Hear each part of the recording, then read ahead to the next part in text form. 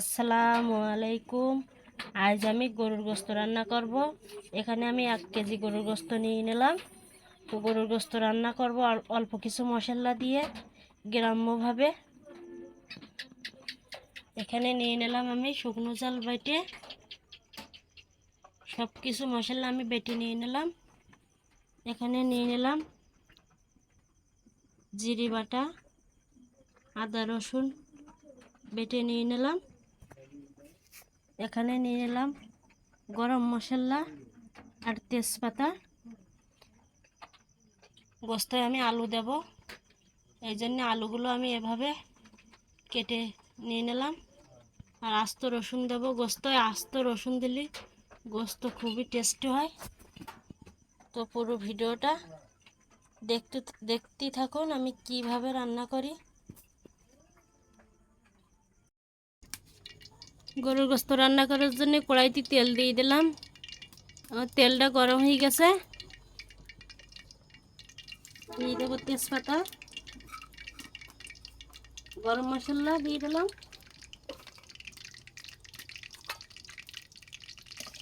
নাড়ি নেব, ছেড়ে দেবো।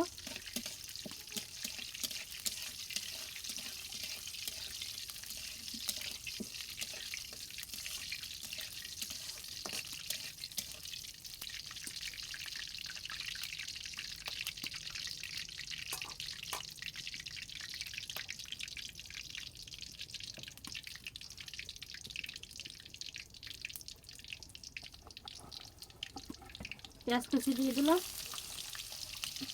ওকে নাড়ি ছেড়ে নেবো।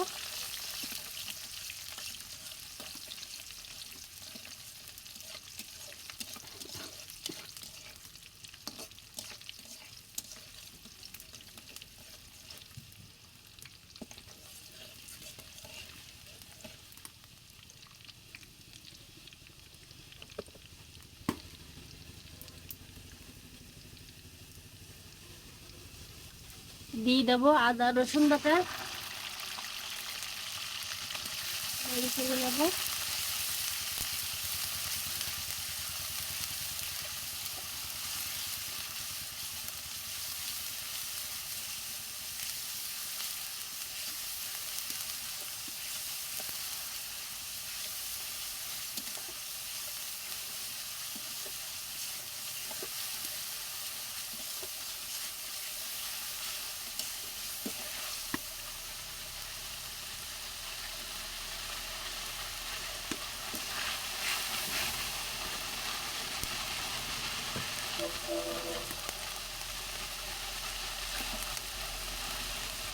দিয়ে দেবো বাটা ঝাল,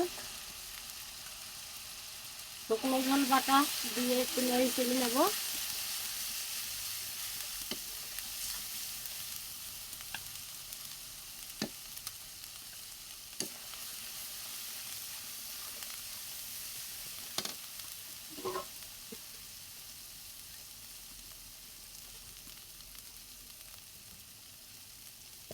অল্প করে একটু পানি দিয়ে দিলাম, মশলাটা না পড়ে যায়।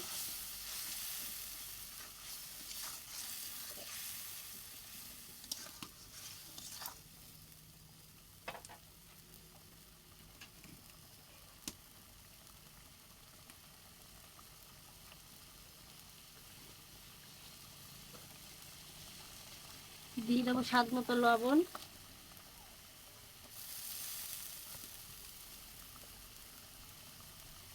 পরিমাণ মতো হলুদ,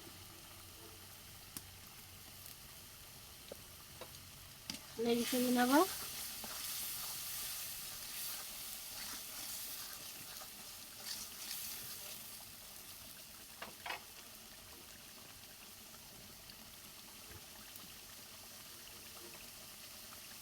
মশলাটা কষানো হয়ে গেছে, গোস্তগুলো দিয়ে দেবো।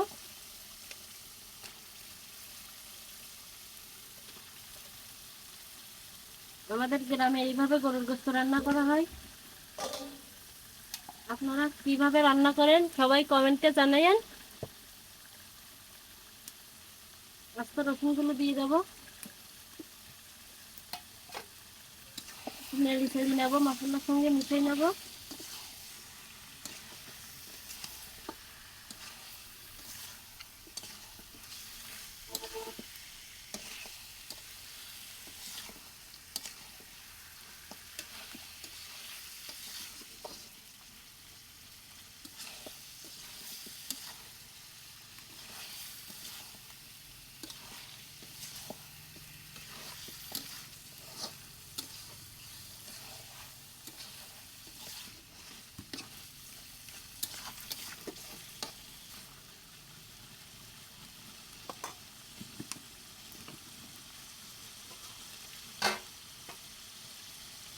ঢাকনাতে ঢেকে কিছুক্ষণ কষাই নেব।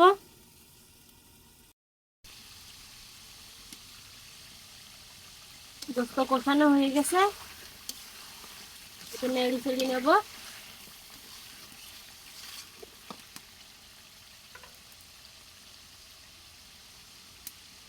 দিয়ে দেব ঝোলের পানি।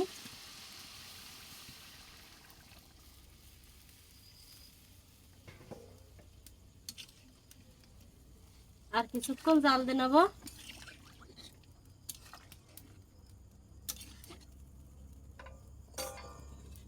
ঢাকনা দিয়ে ঢেকে কিছুক্ষণ জাল দিয়ে নেব।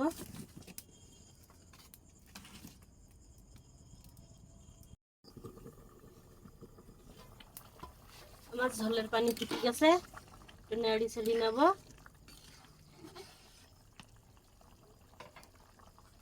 ভেজে রাখা আলুগুলো দিয়ে দেব।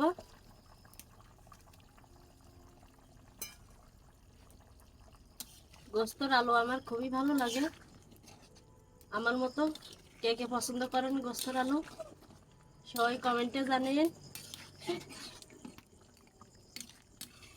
আর কিছুক্ষণ জাল দিয়ে নেবো ঢাকনাতে ঢেকে।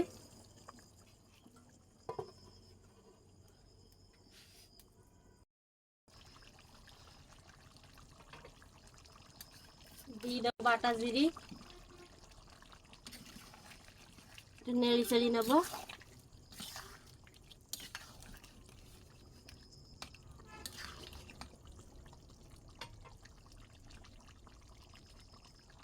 এবার দিয়ে দেবো গরম মশলা।